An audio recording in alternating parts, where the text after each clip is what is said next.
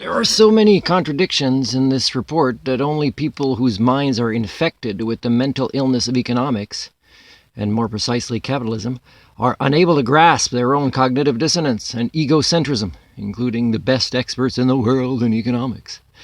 Again, David Suzuki said it's a form of mental illness, and what I say is economics is a form of manipulative math that even people that study it kind of don't even grasp themselves that it's a way to kind of manipulate math for the sake of elitism.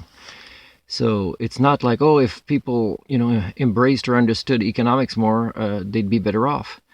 No, there would just be a faster shift towards a few elites, and the rest are slaves. And here's an ad. Here's an ad that came on, because the ad fits the nonsense of, MIT, for example. Look how many comments. I'm pretty sure I'm not going to get an answer. So this ad, I've reported it many times as propaganda. Oh no, it's good that we murdered, or that we have some of our own murdered, because then we get to, because of economics, which includes the war complex, the industrial war complex, capitalism, it just allows for more trees to be planted later. It's freaking ridiculous. And of course the ad came on when they were going to talk about this.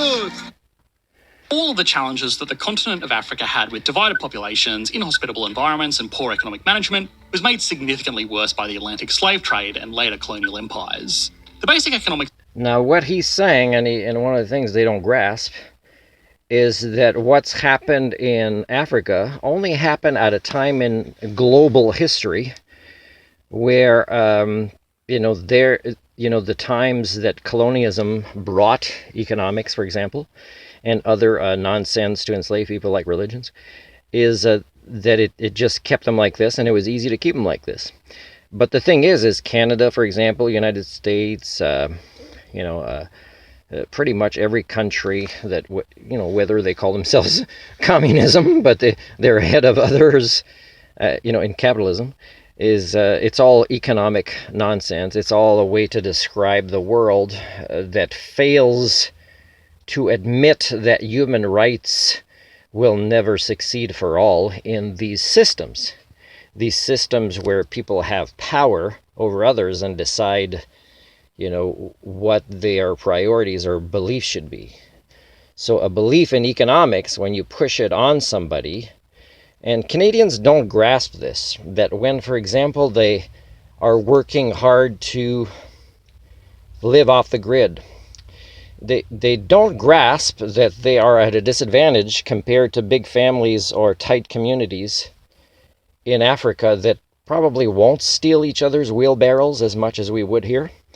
And also, to go live off grid, you must start by being a millionaire, almost, because otherwise there's no way that you'll be able to hire people for the things that you should know that you're too intellectually lazy to learn.